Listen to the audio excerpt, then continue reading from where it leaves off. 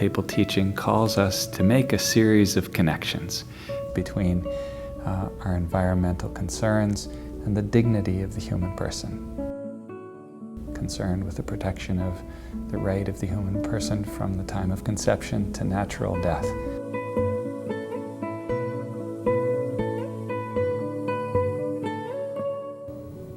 So I think that's what native spirituality is all about. It's respecting, and we say that, you know, like if we respect others, we respect the animals, we respect the plants, and we respect ourselves, then we are respecting the Creator. It's what allows us to treat everybody with respect, to actually attempt to live in balance and harmony with all things, to be part of that great circle that is so often discussed. We have people who are concerned about the environment, and yet people are sleeping on the streets and starving and freezing to death many nights of the year. We need to treat our environment in a moral way. It's not just land to be dominated, it's our source of life. And if we talk about respecting life from birth to natural death for humans, I think for our Mother Earth the same teaching applies.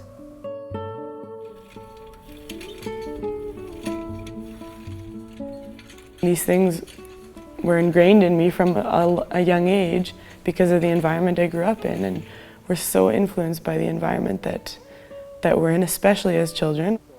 We're like a sponge, we take everything up. With Pope Francis, he's trying to draw us back and say, you know, being a Christian is a way of life. You know, it's not just simply trying to, you know, say I have these values and those values, because values are a dime a dozen, okay? We have a way of life.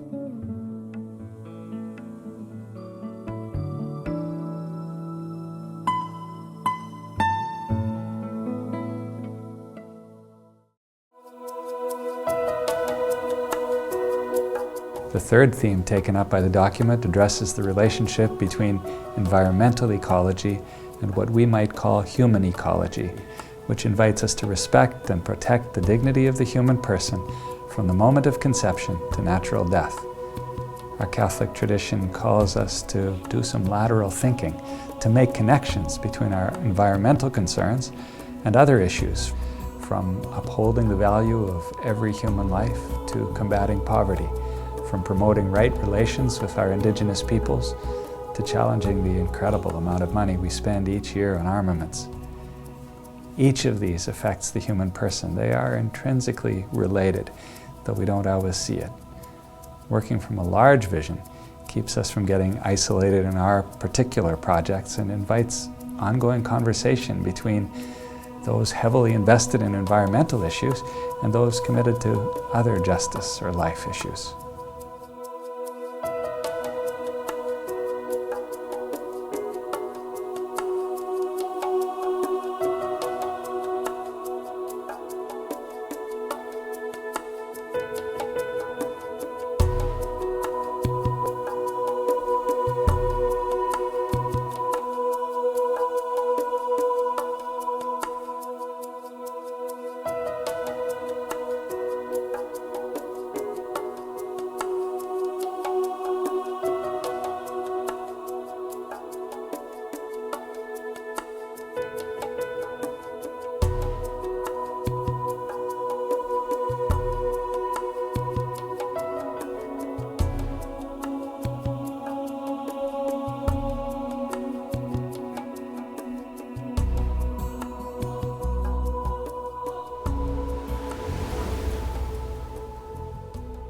One thing about dying, being present with the dying, there is a tremendous sense of sacredness, a tremendous sense of the human being is more than this body, and there is something fuller than just their life here, and who have, through their dying, have become much more than they actually were before. They are looking forward to meeting God, and that they are going to be welcomed. And so there's this sense, for me anyways, that is totally mystical, totally wonderful. And I think people who can sit with their loved ones as they're dying, they get a sense of that.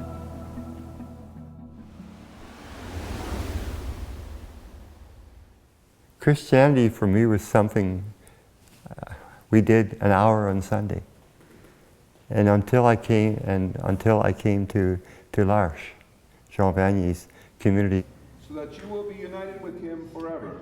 And there, for the first time in my life, I met people who were living their lives because of their belief in Jesus. It was quite a revelation. And then I guess after I had that example, I realized that that was the way to live if one wanted to call oneself a Christian. So then all the rest of one's life had to somehow fit into that belief. So my great love of the earth and of the wild and of nature didn't necessarily have anything to do with my formal religious beliefs. But I guess now it's all tied together quite neatly.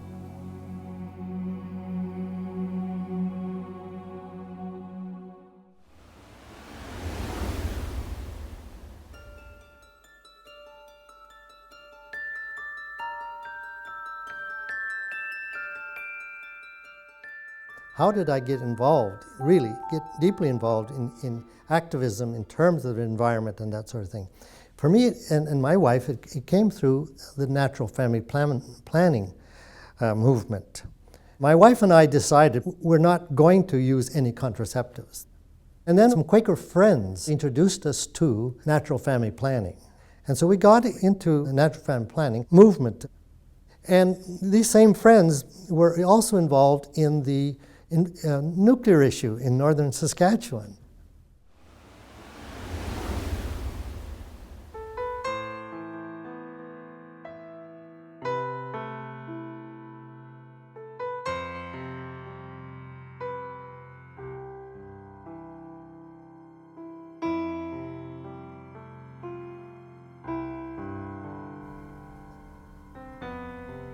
It just seemed a logical step, not only to be concerned about my interior environment, but also being concerned about the exterior environment.